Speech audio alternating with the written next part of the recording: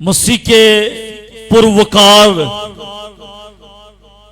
जलाली और कुदरत वाले नाम में, जो नाम सब नामों से आला है, जो नाम सब नामों से आला है, उस नाम में आपको मेरा बहुत बहुत सलाम पहुंचे। तमाम तर देखने वालों को जो मुझे ना सिर्फ पाकिस्तान में बल्कि पूरी दुनिया में मुझे देख रहे हैं, आज सुबह मेरा सलाम पहुंचे। यकीनन आज सुबह हमने जी भर कर प्रस्तुत की है। रूह की बारिश बरसा चाहती है, रूह की बारिश बरसा चाहती है, खुदावंद की शिफा आती है। आमीन। खुदावंद की शिफा दो तरह से मिलती है, रूहानी लिहाज से और जिस्मानी लिहाज से शिफा मिलती है। कुछ लोग बदनी शिफा के पीछे भागते हैं, लेकिन कुछ लोग रूह की शिफा के पीछे भागते हैं। जरूरत यह है कि रूह की शिफा के पीछे भागें। जब रूह शिफा पा जाएगा, जिस्म खुद शिफा पा जाएगा। आमीन, हालेलुया। मैं चाहता हूं मुबश्शिर आमिर रियाज साहब के लिए, जिन्होंने जी भरकर रूह और सच्चाई के साथ आज प्रस्तुत की, भरपूर तालियां बजाएगा।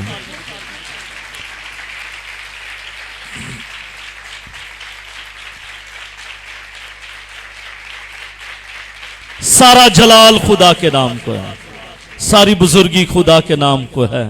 खुदा अपने बंदा को जोर देता, कुव्वत देता, ताकत देता, हिकमत और दनाई से मामूर करता, और फिर खुदा का बंदा प्रस्तुत करता है। आमीन। यकीनन आज हम सबों ने आज प्रस्तुत के वसीले से बरकत पाई है। और जो कोई मुझे सुन रहा है पाकिस्तान में या इंटरनेशनल लेवल पर सुन रहा है, अगर वो इस बरकत को लेना चाहता है, इस बरकत में शामिल होना चाहता है, खुदा ने वाकई अपने बंदे को बरकत दी हुई है, तो जो कोई भी इनको सुनना चाहता है वो हमारे चर्च में आ सकता है। अगर आप बाहर हैं तो आप इनको अपने मुल्क में, अपने चर्च में भी बुला सकते हैं। आमीन। बुला सकते हैं ना, दरवाजे खुलते हैं, दरवाजे खुलते हैं। जो लायक तौर पर खुदा की खिदमत करते हैं, दरवाजे खुल जाते हैं। दरवाजे बंद नहीं रहते ना, दरवाजे बंद नहीं रहते, दरवाजे खुल जाते हैं, दरवाजे खुल जाते हैं। आमीन। और मेरी दुआ है कि खुदावंद अपने बंदा के लिए दरवाजों को खोले। आमीन, हालेलुया।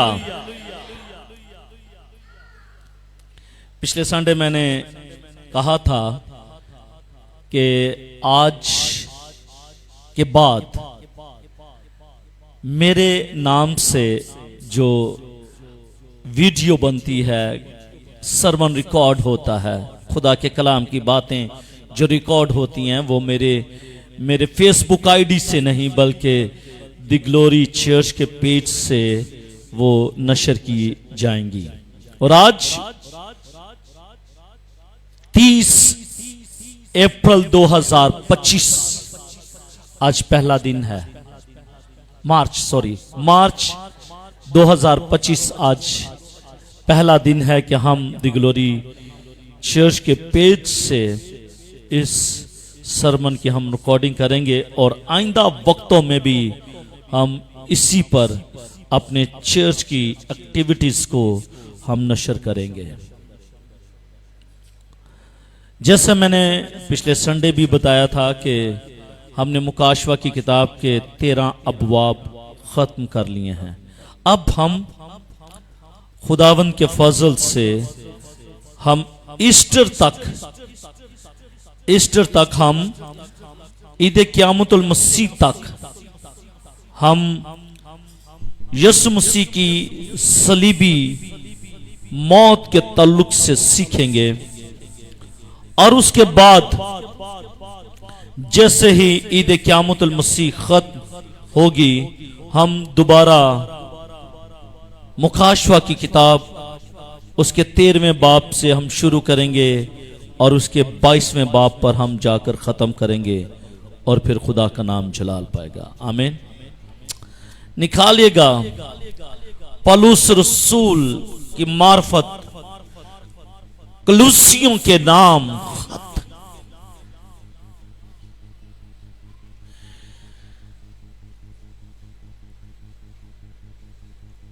पलूस रसूल की मार्फत लिखा गया खत, कलूसियों के नाम खत, उसका दूसरा बाप और उसकी 11वीं आयत से लेकर 15वीं आयत तक।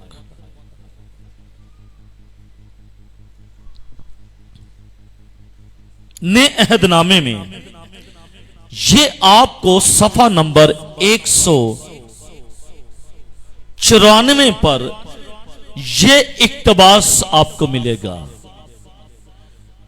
पलूस रसूल का खत कलूसियों के नाम, उसका दूसरा बाप और उसकी 11वीं आयत से 15वीं आयत तक, सफा नंबर ने अहदनामे में 194 पर यह इक्तबास मिलेगा। आए खुदावन की आवाज को समात फरमाइएगा।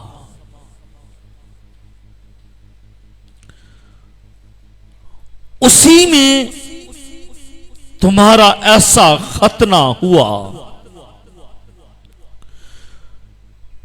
जो हाथ से नहीं होता, यानी मसीह का खतना जिससे जिस्मानी बदन उतारा जाता है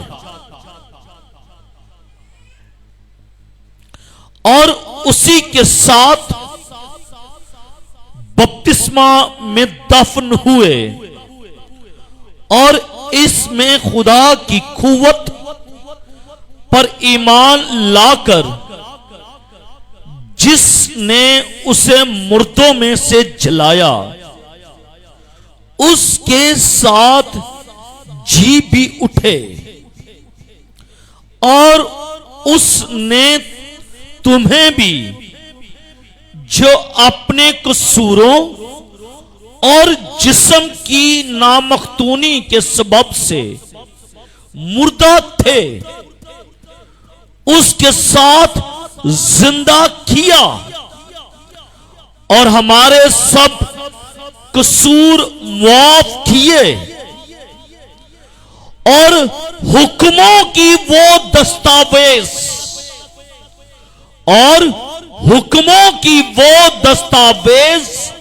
मिटा डाली। क्यों शाजिया?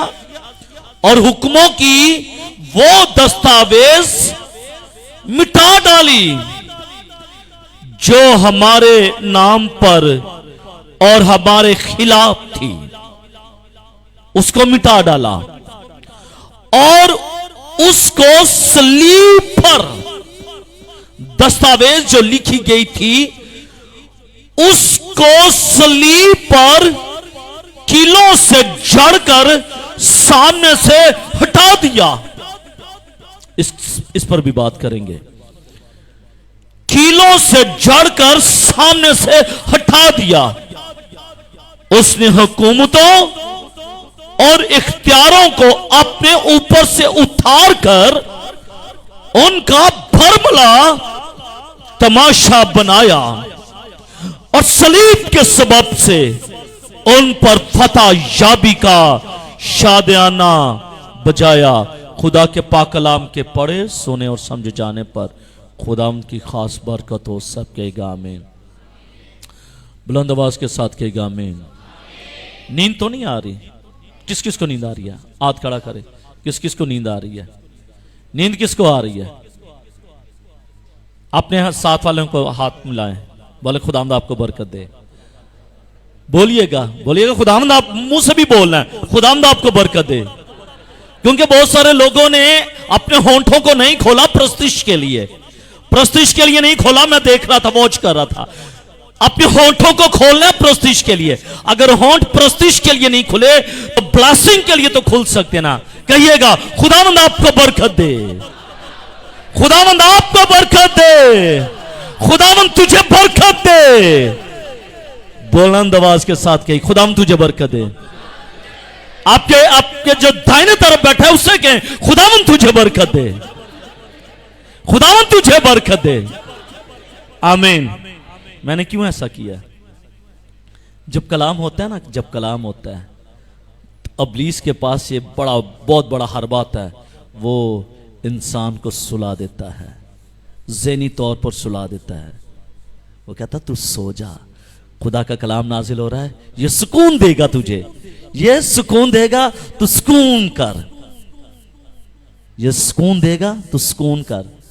फिर हम सुकून पा जाते हैं, फिर हम सुकून पा जाते हैं।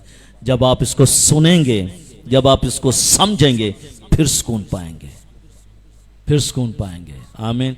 ये नहीं कि कलाम नाजिल हो रहा है तो आप सो रहे हैं, आप कह रहे हैं मैं तो सुकून पा रहा हूं। नहीं, कलाम नाजिल हो रहा है, you have to listen the word of God. आमीन। ओके बहनें, तैयार हैं? भाई तैयार हैं खुदा के कलाम को सुनने के लिए? Hallelujah, hallelujah, hallelujah. मारा नाथा।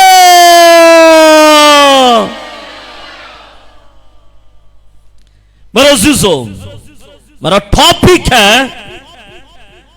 मसीह के सलीबी काम की फतूहात। मसीह के सलीबी काम की फतूहात। इसकी क्या ट्रांसलेशन की है?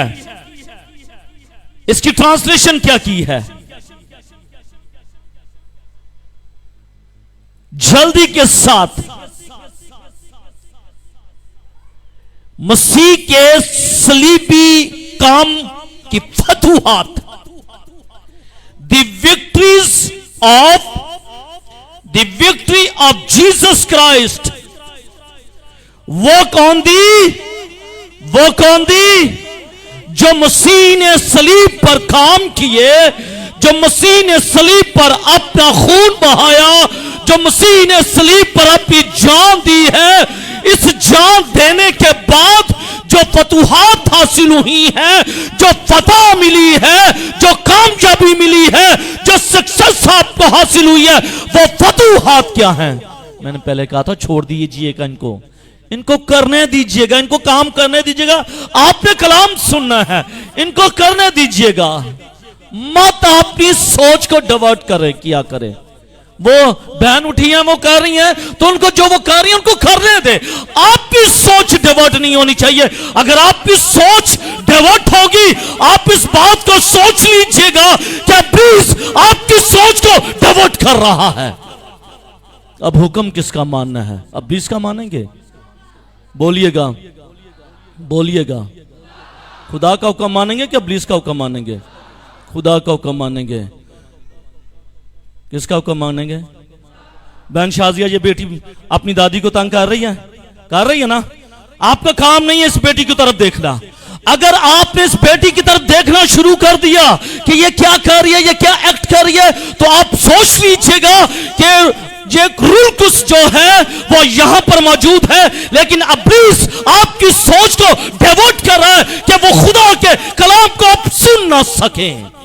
और अगर आपकी सोच उसने डाइवर्ट कर दी और आपने देखना शुरू कर दिया, तो फिर ये कलाम जो है आपकी जिंदगी में नाजिल नहीं होगा। जो होता है उसको होने दें, जो आपके सराउंडिंग में हो रहा है उसको होने दे, जो आपके दाएं हो रहा है उसको होने दे, जो आपके लेफ्ट हो रहा है उसको होने दे। भाई, आपके देखने से, आपके कुछ कहने से कुछ नहीं होगा। आप सिर्फ खुदा के कलाम की तरफ देखें, आपके कान सिर्फ खुदा के कलाम को सुनने के लिए तैयार हो, और कुछ नहीं है इसके सिवा। क्योंकि शायद ये घड़ी फिर दोबारा आपकी जिंदगी में ना आए। कल मैं अपने प्यारे भाई सैमसन रहील की यादगारी की इबादत पर गया, तो मैंने सलाम ली पादरी साहब से। मैंने कहा पादरी साहब सलाम, क्या हाल है आपका? वो गले मिले, मुझे कहते हैं भाई साहब आपका क्या हाल है? मैंने कहा मैं अभी ठीक हूं, मैं अभी ठीक हूं। कहते हैं ये क्या?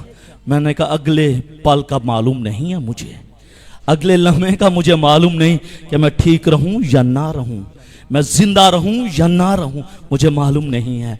लेकिन अगर आज आपको भी यही कहना चाहता हूं कि अगर खुदा ने आपको यह मौका दिया है कि आप खुदा के कलाम को सुने, तो फिर सिर्फ और सिर्फ आप खुदा के कलाम को सुनिएगा। आमीन, आमीन, आमीन, हालेलुया, हालेलुया। मेरे अज़ीज़ों, पौलुस रसूल ने, ये जो इक्तबास आपके सामने पढ़ा गया है, पौलुस रसूल ने इस कलीसिया को, कलूसियों की कलीसिया को, उसके मुकद्दसीन को यह खत लिखा। कलूसियों के मुकद्दसीन को, जो राइचसनेस पीपल थे, जो रासबाज लोग थे, उनको यह खत लिखा उसने, पौलुस ने यह खत लिखा। ताकि, लिखा क्यों? ताकि वो इल्म और फलसफे के फरेब में ना जाए, क्योंकि उस वक्त फलसफे का दौर अरूज पर था, फलसफे का दौर अरूज पर था। और पौलुस रसूल ये नहीं चाहता था कि कलूसियों की कलीसिया, उसके ईमानदार लोग जो हैं, वो फलसफे के दौर के नीचे आ जाएं, वो फलसफे की तालीम के वो नीचे आ जाएं। पौलुस रसूल नहीं चाहता था।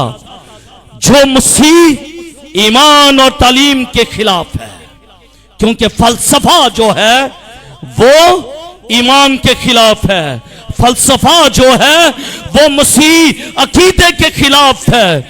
और वो नहीं चाहता था कि ईमानदार लोग, मुकद्दसीन लोग जो हैं, वो अपनी तालीम से मुनहरफ हो जाएं।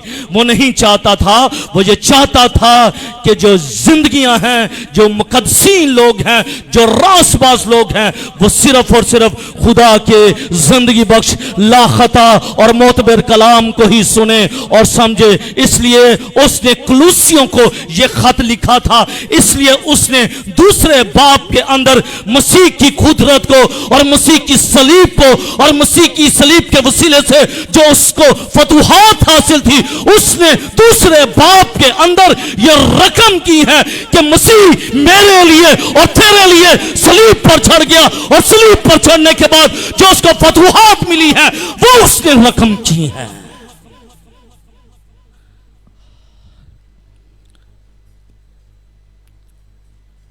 पौलुस रसूल ने मसीह के तजस्सुम और उसकी अलूहियत के बारे में बयान किया इस किताब के अंदर। कि अलूहियत की सारी मामूरी, थोड़ी नहीं, ये नहीं अलूहियत की मामूरी उसमें मौजूद थी, नहीं, अलूहियत की सारी 1 2 3 कितने कार्ड हैं ये? कितने बोलिएगा, कितने कार्ड हैं? मैं ये कह सकता हूं ना, इस बॉल के अंदर कार्ड हैं। मैं कह सकता हूं ना, इस बॉल के अंदर कार्ड हैं, लेकिन मैं ये नहीं कह सकता कि इस बॉल के अंदर सारे के सारे कार्ड मौजूद हैं। मैं कह सकता हूं? नहीं कह सकता, क्योंकि भाई कार्ड तो अभी बाकी यहां पर मौजूद हैं, तकरीबन 10-12 कार्ड तो मेरे हाथ में है। इसका मतलब है सारे के सारे कार्ड इसमें नहीं है। अगर ये भी कार्ड इसमें चले जाएं तो फिर मैं कह सकता हूं कि सारे के सारे कार्ड इस बॉल के अंदर मौजूद हैं, इस बॉल के अंदर मौजूद हैं। इसलिए सिर्फ 3 हैं, तो मैं ये सिर्फ कहूंगा कि बॉल के अंदर कार्ड मौजूद हैं। इसलिए पौलुस रसूल ने ये कहा था कि अलूहियत थी, डिविनिटी की सारी मामूरी उसके अंदर मौजूद थी। ये नहीं थी कि अलूहियत की मामूरी उसके अंदर मौजूद थी, ना, अलूहियत की सारी मामूरी, अलूहियत की सारी मामूरी उसके अंदर मौजूद थी। यानी एक ही शख्स में क्या है? 2 शख्सियत का इम्तिजाज है, 2 शख्सियतें उसके अंदर मौजूद हैं। अभी मैं ये देख रहा हूं, इस पानी के, इस गिलास के अंदर क्या है? सिर्फ क्या है? पानी है। तो मैं ये सिर्फ कहूंगा कि इस गिलास के अंदर पानी है।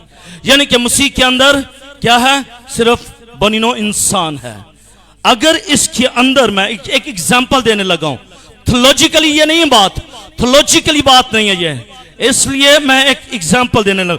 अगर इसके अंदर रूह अफ़ज़ा भी डाल दी जाए तो फिर ये क्या है एक गिलास, लेकिन इसके अंदर 2 चीजें हैं, पानी भी है और जामे शरी भी है। इसी तरह खुदा की जात के अंदर यीशु मसीह जो एक शख्स था, उसके अंदर दो शख्सियतें मौजूद थी।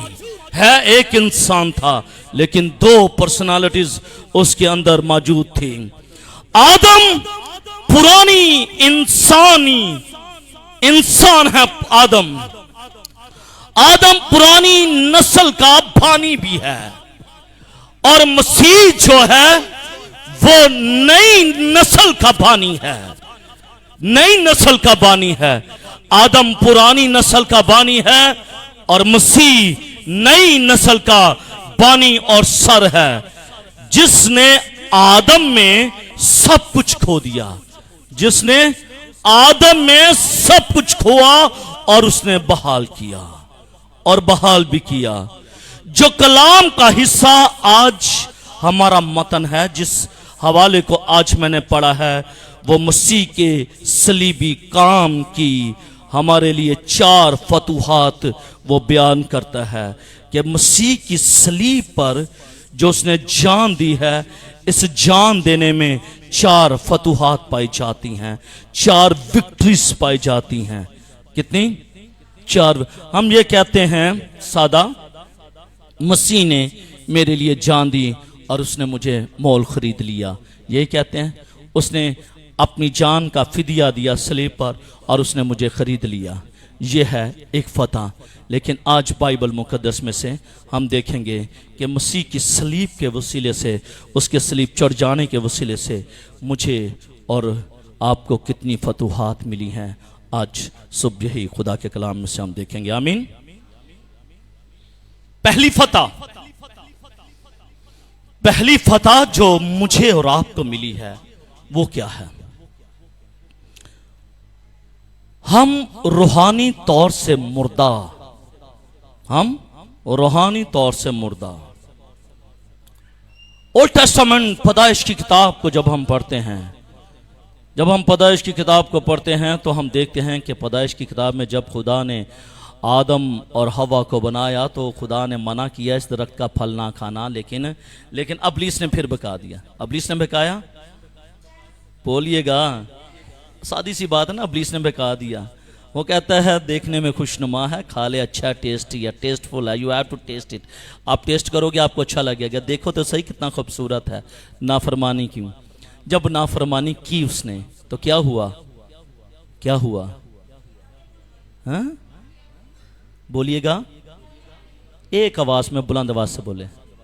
जब उसने नाफरमानी की उनकी आंखें खुल गई।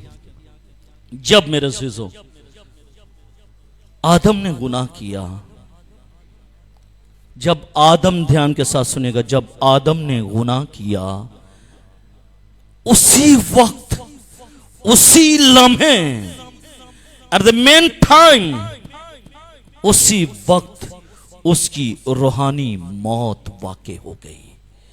ए आदम तू कहां है? ए खुदावन, मैंने तेरी आवाज को सुना और मैं डरा क्योंकि मैं नंगा। रूहानी मौत हो गई। उसे मालूम ये पड़ा मैं तो नंगा हूं। I am naked this time. मैं तो नंगा हो चुका हूं इस वक्त। मेरे तो कपड़े उतर गए हैं। मेरी तो वो रफाकत जो खुदा के साथ थी वो टूट चुकी है। उस वक्त आदम की रूहानी मौत वाक़ई हो गई। और ना सिर्फ आदम की रूहानी मौत वाक़ई हुई, बल्कि उसकी बीवी, उसके साथी पैराक्लीटोस, उसकी मददगार की भी मौत वाक़ई हो गई। रूहानी डेथ हो गई। और रूहानी डेथ के बाद फिर जिस्मानी डेथ भी हुई। 912 साल के बाद आदम मर गया। लेकिन इस वक्त हम देखते हैं कि उसकी रूहानी मौत वाक़ई हो गई। गुनाह रूहानी मौत का सबब बनती है। मेरा पहला नुक्ता है, रूहानी तौर पर मसीह की सलीब ने मुझे और आपको जिंदा किया। हां, कर दिया। लेकिन हुआ क्या था, गुनाह के वसीले से, गुनाह के वसीले से, गुनाह छोटा है, गुनाह बड़ा है, गुनाह गुनाह है, और गुनाह के वसीले से बनिनो इंसान की रूहानी तौर पर मौत वाक़ई हो जाती है। गुनाह के बाइस इंसान की रूह जो है, इंसान की रूह खुदा की रूह से जुदा हो जाती है। गुनाह के वसीले से, ध्यान से, गुनाह के वसीले से आपकी रूह जो है, आपकी जो रूह है वो खुदा के रूह से जुदा हो जाती है, कट जाती है। क्या जब मेरी रूह गुनाह के बायस उससे जुदा हो जाए तो मैं किसी काम का रह सकता हूं? तो ये गुनाह जो है, गुनाह के वसीले से इंसान की रूह खुदा की रूह से जुदा हो जाती है। मसीह ने वो मौत ले ली, मसीह ने वो कफारा ले लिया, मसीह ने वो दुख सह लिया, मसीह ने उस लानती मौत को अपनी जिंदगी में ले लिया, और उस मौत को लेकर उसने हमें रूहानी तौर पर जिंदा कर दिया। आदम तो कहता है, ऐ खुदा मैंने तेरी आवाज को सुना और मैं डरा क्योंकि मैं नंगा। लेकिन क्या आज आप ये कह सकते हैं, ऐ खुदावंद मैं तेरी आवाज को सुनना नहीं चाहता, मैं तेरी आवाज को सुनना नहीं चाहती, मैं डरता हूं? क्या आप कह सकते हैं? मसीह की सलीब के वसीले से उसने आपके डर को खत्म कर दिया है, आपको उसने मौत में से निकालकर जिंदगी में ले आया है। अब आप ये नहीं कह सकते। गुनाह बेशक उस गुनाह के वसीले से आदम ने ये कहा, लेकिन मसीह ने वो मौत ले ली और मुझे और आपको रूहानी तौर पर जिंदा कर दिया है। अब मैं और आप मसीह के साथ, खुदा के साथ रफाकत रख सकते हैं। इसमें हमें दो तरह से माफी मिलती है। मसीह की सलीब के वसीले से, मसीह की सलीब के वसीले से दो तरह की माफी मिलती है। पहली चीज गुनाहों की माफी, वो काम जो इंसान खुदा की मर्जी के खिलाफ करता है। गुनाह है क्या? गुनाह क्या है? सिन क्या है? वो गुनाह जो हम खुदा की मर्जी के खिलाफ करते हैं वो गुनाह है। वो गुनाह जो हम खुदा की मर्जी के खिलाफ करते हैं वो गुनाह है।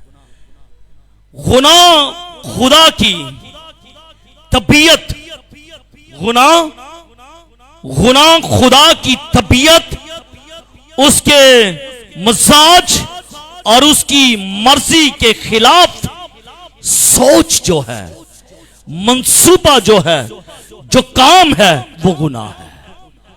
उसका मजाज, उसकी तबीयत और उसकी मर्जी ये क्या है कि इंसान गुनाह ना करे, लेकिन इंसान अपनी मर्जी, अपनी सोच और अपने मंसूबे के मुताबिक जो काम करता है, जो खुदा के मिजाज के खिलाफ है, वो गुनाह है, वो गुनाह है।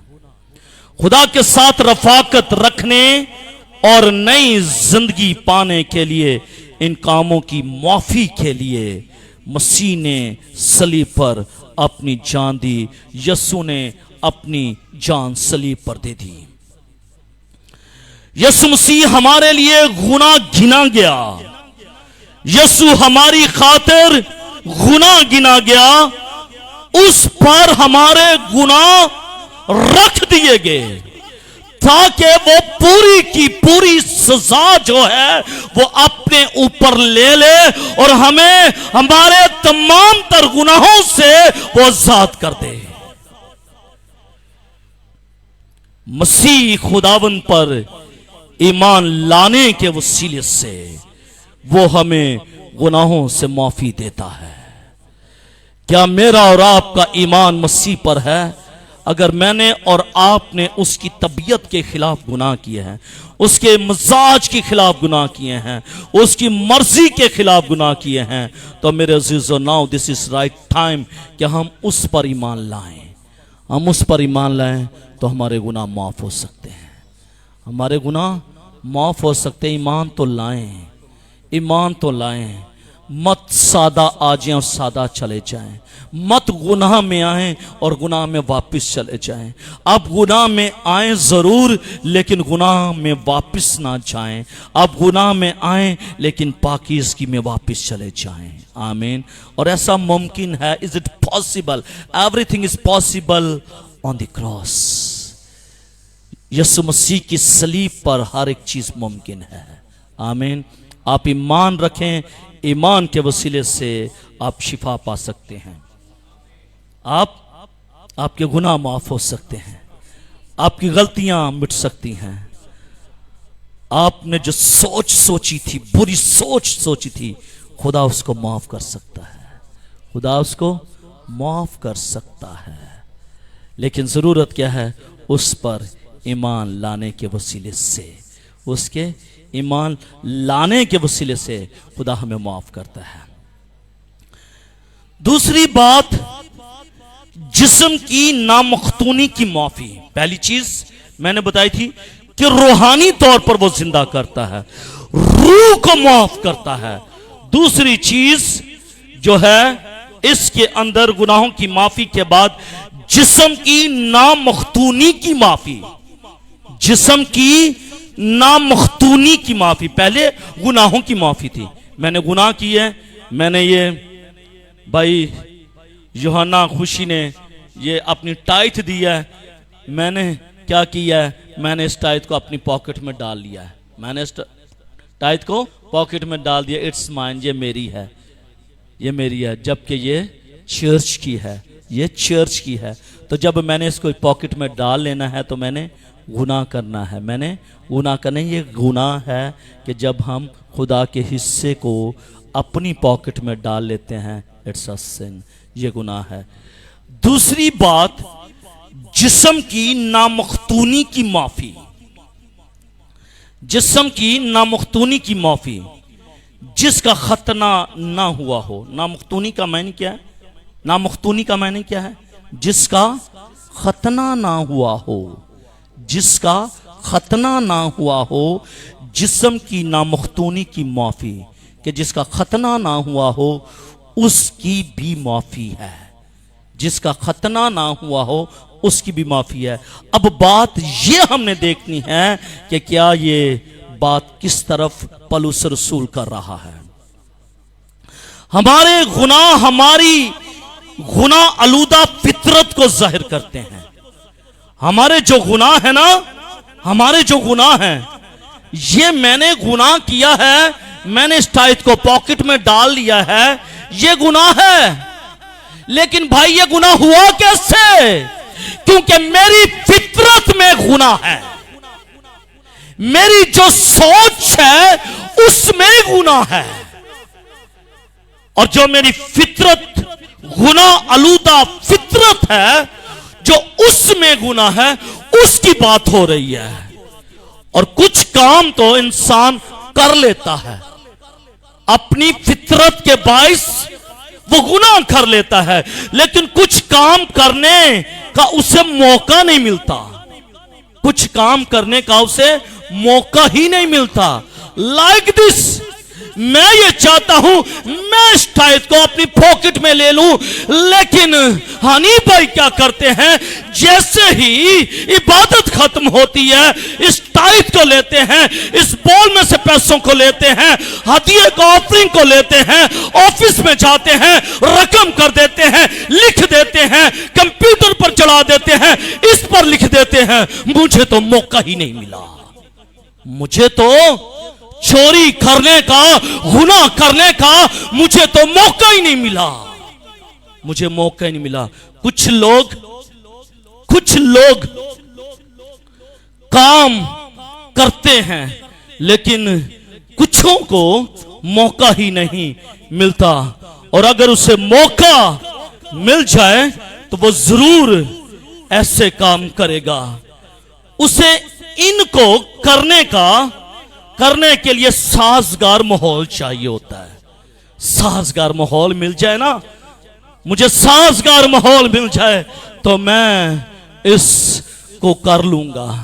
लाइक हनी आए ना, हनी की बीवी भी ना आए, मुझे मौका मिल गया है कि अब इस टाइट को लूं और अपनी पॉकेट में डाल लूं और कंप्यूटर पर भी ना चढ़ाऊं कि ये खुदा का पैसा है, ये खुदा का घर के लिए इस्तेमाल होता है। मुझे मौका मिल गया और मैंने उस मौके से फायदा उठा लिया। कुछों को मौका ही नहीं मिलता और कुछों को मौका मिलता है और फिर वो गुनाह करते हैं, क्योंकि उनकी फितरत में गुनाह है, उनकी फितरत में गुनाह है। इंसान की बिगड़ी हुई हालत उसे गुनाह की तरफ रागिब करती है। चूंकि हमारा बदन जो है ये गुनाह का मुर्तकिब है, इससे गुनाह सरसद हो जाते हैं। हमारी सोच में गुनाह है, इसलिए हम अपनी सोच के ताबे रहकर काम करने की कोशिश करते हैं। लेकिन मेरे अज़ीज़ों, मत भूलिएगा कि दूसरी तरफ खुदा आपके साथ खड़ा हुआ है। वो आपको देख रहा है कि मेरा बेटा, मेरी बेटी क्या कर रही है। जैसा कि लिखा हुआ है कि उसके दिल के तस्वर और ख्याल सदा ही बुरे हैं। उसके तस्वर और ख्याल सदा बुरे ही होते हैं। दाऊद लिखता है कि उसने बदी में सूरत पकड़ी। हाँ भाई, उसने बदी में सूरत पकड़ी। अय्यूब लिखता है कि जो औरत से पैदा हुआ है क्यों कर पाक हो सकता है, क्यों कर पाक हो सकता है। खुदावंद मसीह ने हमारे जिस्म की नामख्तूनी की हालत को भी माफ कर दिया है। इसका हल क्या है, किस तरह माफ होता है? बेशक इंसान औरत से पैदा हुआ है, वो गुनहगार है। दाऊद कहता है कि मैंने अपनी मां के पेट में जो सूरत पकड़ी थी वो बदी में पकड़ी थी। फिर खुदा का कलाम ये कहता है कि इंसान के तस्वर और ख्याल सदा बुरे ही होते हैं। लेकिन इसका हल फिर क्या है? अगर मेरे बच्चे पैदा हुए हैं, मेरी औलाद, मुझे खुदा ने 5 बच्चे दिए हैं, तो वो अपनी मां के पेट से उन्होंने जन्म लिया है, तो बेशक वो गुनहगार हैं। लेकिन इसका हल क्या है? ना जिस्म की नामख्तूनी की माफी क्या है? जिस्म की नामख्तूनी की माफी क्या है मालूम है? हालेलुया, हाँ, हालेलुया। नई पैदाइश इसका हल है। आमीन। नई पैदाइश इसका हल है। नामख्तूनी, जिस्म की नामख्तूनी की माफी का हल जो है वो क्या है? नई पैदाइश है। New born in the Christ, थे मैं और आप मसीह में दोबारा पैदा हो जाएं।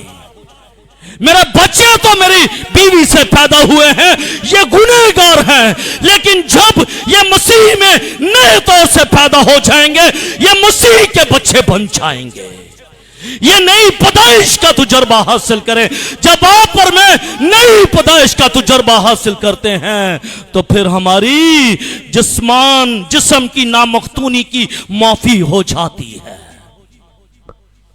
फिर हमारी जिस्म की नामख्तूनी की माफी हो जाती है। किस ने इस तजर्बे को अपनी जिंदगी में लिया है कि उसने नई पैदाइश का तजुर्बा अपनी जिंदगी में लिया है? उसने अपने गुनाह का इकरार किया है, उसने मसीह को अपना शख्सी नजात दहिंदा कबूल किया है, और शख्सी नजात दहिंदा कबूल करके उसने पानी का बपतिस्मा लिया। Who is that person? कौन है वो? कौन है? आमीन। जो नहीं है, जो नई पैदाइश का तजुर्बा नहीं रखते, मेरे अज़ीज़ों, अभी तक जिस्म की नामख्तूनी उनके ऊपर है। इसलिए जिस्म की नामख्तूनी की माफ़ी आपको मुझे तब भी मिल सकती है कि जब हम नई पैदाइश के तजर्बे में से गुजरेंगे। निकोदेमस की एग्जाम्पल पता है ना? निकोदेमस की एग्जाम्पल को फिर घर जाकर पढ़िएगा, फिर आपको नई पैदाइश का और गहरे तौर पर आपको पता चल जाएगा। मेरा टॉपिक नई पैदाइश नहीं है, इसलिए मैं नई पैदाइश पर नहीं स्पीक करूंगा। मेरा टॉपिक है मसीह की सलीब की फतूहात।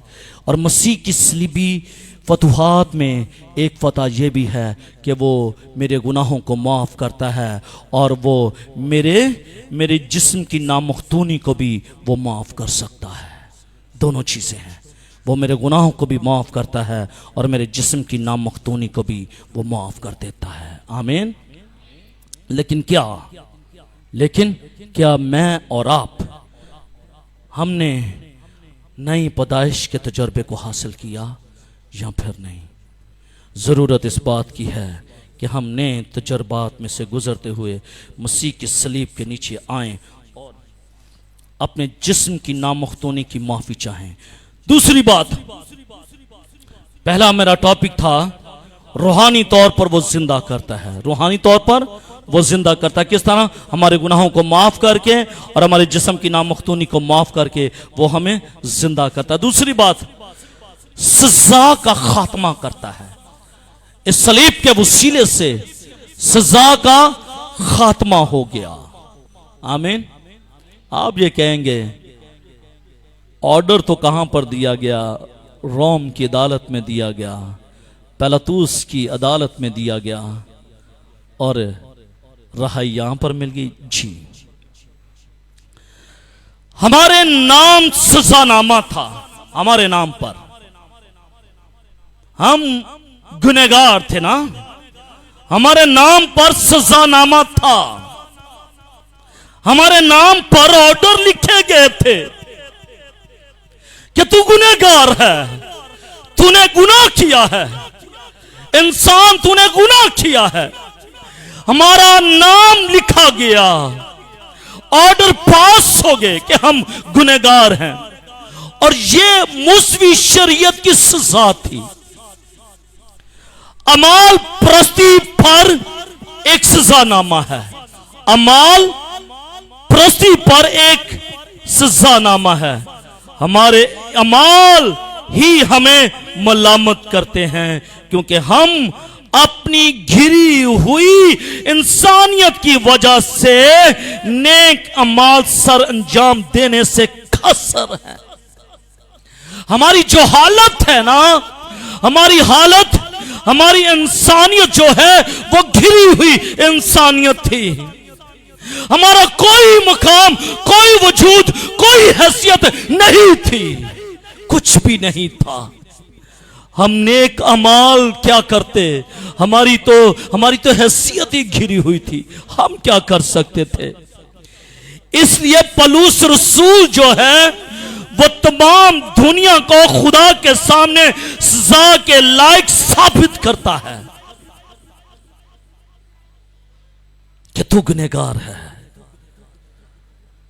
वाकई इसमें कोई शक नहीं है कि पौलुस रसूल ने इस बात को जाहिर किया। पूरी दुनिया जो है, नस्ल इंसानी जो है वो गुनहगार है और वो खुदा के सामने सजा के लायक है। हमारी सजा है, हमारी सजा है क्योंकि हमने गुनाह किया, हमारी सजा है।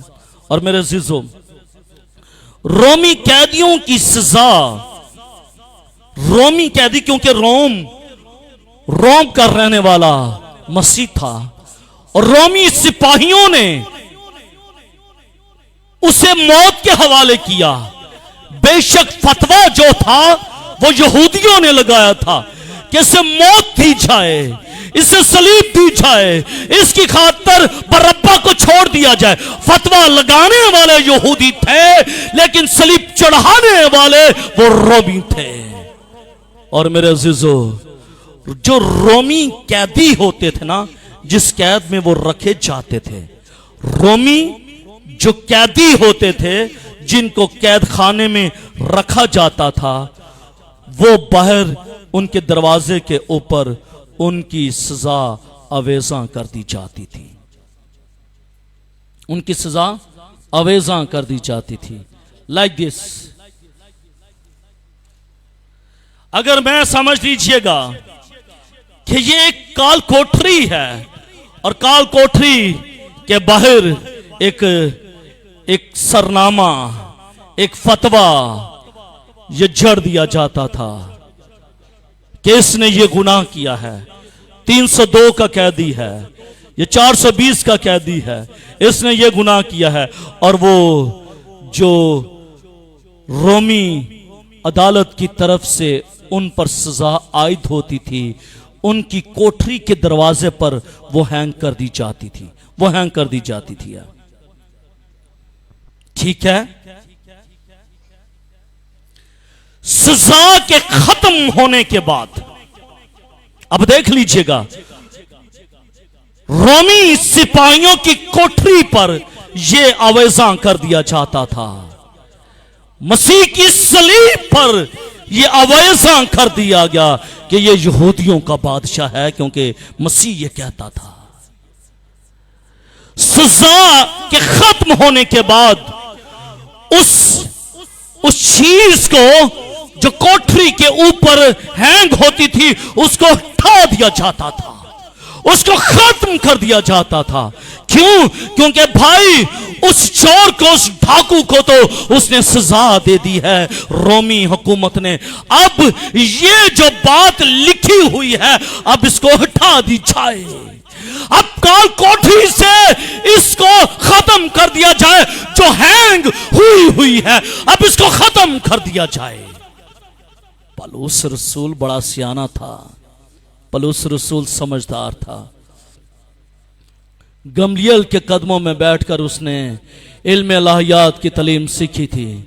उसे मालूम था कि रोम की जेल के अंदर क्या होता है, रोम के सिपाहियों के साथ क्या होता है, उसे मालूम था, क्योंकि उसका जाती ये तजुर्बा था। इसीलिए उसे मालूम था, इसीलिए उसने ये दस्तावेज की बात की, ये दस्तावेज की बात की। सजा के खत्म होने के बाद उसे हटा दिया जाता था, उसे खत्म कर दिया जाता था। इसी तरह से सलीब पर मसीह के कीलों से जड़ जाना, उसे जकड़ दिया जाना और फिर हटाया जाना, सजा का खात्मा, ये मसीह की मुकम्मल फतह थी। अब वो जो हुक्मों की दस्तावेज जो मेरे ऊपर और आपके ऊपर लटकाई हुई गई थी कि हम गुनहगार हैं, वो दस्तावेज यीशु मसीह के खून के वसीले से खत्म हो गई है, वो खत्म हो गई है। जिस तरह रोमी सिपाहियों को सजा जब दी जाती थी, काल कोठरी में लिया जाता था और वो हैंग कर दी जाती थी, उसकी सजा देखने वाले को मालूम पड़ता था कि इस पर रोमी सिपाहियों ने यह फतवा जारी कर दिया है। मेरे अज़ीज़ों, गुनाह के वसीले से जो दस्तावेज हम पर लटक रही थी, मसीह के खून के वसीले से, उसकी जिंदगी के वसीले से, जो कीलों के वसीले से जड़ी गई थी, जब उसने अपनी जान का नजराना दिया और उसने कहा तमाम हुआ, तमाम हुआ, तो वो हुक्मों की दस्तावेज हमारे ऊपर से हट गई, हमारे ऊपर से हट गई। यीशु मसीह की सलीबी मौत के वसीले से हमारे गुनाह मिट गए। ना सिर्फ हमारे गुनाह बल्कि हमारी रूहानी ज़िंदगी जो है वो रिवाइव हो गई, और हमारी ज़िंदगी के साथ साथ जो सज़ा मेरे और आपके ऊपर थी, मसीह के खून के वसीले से वो ख़त्म हो गई, मसीह के सलीब के वसीले से वो ख़त्म हो गई है। अगर वो अपनी जान का फिदिया ना देता तो फिर आज बनीनो इंसान को सलीब पर लटकने की ज़रूरत होती, कुर्बानी देने की ज़रूरत होती, लेकिन कामिल कुर्बानी मसीह ने मेरे लिए और आपके लिए दे दी है। आमीन। आज मेरे अज़ीज़ों, हम चूँकि वक्त के बहुत करीब पहुँच चुके हैं, इसलिए आज सिर्फ 2 फतूहात पर ही हम बात करेंगे। उसके बाद नेक्स्ट संडे फिर हम दो फतूहात जो रह चुकी हैं हम उन पर बात करेंगे कि मसीह की सलीब के वसीले से मुझे और आपको क्या फतूहात हासिल है। आमीन। तो क्या मसीह के खून के वसीले से, मसीह के सलीब के वसीले से आपको ये हक हासिल है कि आप नई पैदाइश में आ जाएं, नई ज़िंदगी का तजुर्बा हासिल करें। तो क्या फिर मुझे और आपको ज़रूरत है कि हम नई पैदाइश का तजुर्बा हासिल करें। खुदा मुझे और आपको ये फजल दे, खुदा मुझे और आपको ये तौफीक बख्श दे कि मैं और आप उसकी सलीब के नीचे रहते हुए हम अपनी ज़िंदगी को नई पैदाइश के ताबे करें और मसीह को अपना शख्सी नजात दहिंदा कबूल करें और खुदा के नाम को जलाल दें। आमीन। खुदा मुझे और आपको इस कलाम के वसीले से बड़ी बरकत दे।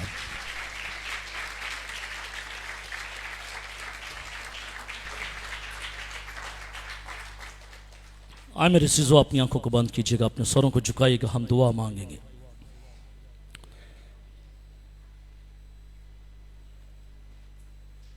बाइबल मुकद्दस के खुदा, इन उराक के खुदा, तू चाहता है कि तेरे लोग जो तेरे नाम से कहलाते हैं वो रूहानी शिफा पा जाए, वो रूह की शिफा हासिल करें। तू चाहता है कि वो सजा की दस्तावेज जो हमारे ऊपर लटकाई गई थी वो खत्म हो गई हैं, हम अब नई पैदाइश में से गुजरें और हम नई पैदाइश के तजर्बे को हासिल करें और मसीह को अपना शख्सी नजात दहिंदा कबूल कर लें, क्योंकि मसीह के खून और उसकी कुदरत के वसीले से यह मुमकिन हुआ है। खुदावंद इन जिंदगियों को फजल बख्श दे कि ये मसीह की फतूहात में रहते हुए ऐ खुदावंद ये जिंदगियां तेरे साथ लिपटी रहें, जुड़ी रहें और इनकी जिंदगियों से तेरा नाम जलाल पाए। खुदा अपने लोगों को छू दे, खुदा इनकी सोचों को छू दे, इनकी गुनाह आलूदा फितरत को जिसकी खातिर तूने सलीब का दुख सहा है, गुनाह फितरत आलूदा फितरत को छू दे। खुदा ने इनकी फितरत यस्सु के नाम के वसीले से पाक हो जाए, पाक हो जाए, पाक हो जाए खुदा, ताकि आज के बाद फिर गुनाह ना करें खुदा, और ये जिंदगियां तेरे ताबे हों और जलाल तेरे नाम का मिले। बड़ी बरकत है मसीह हमारे खुदावंद के वसीले से। आमीन। God bless you.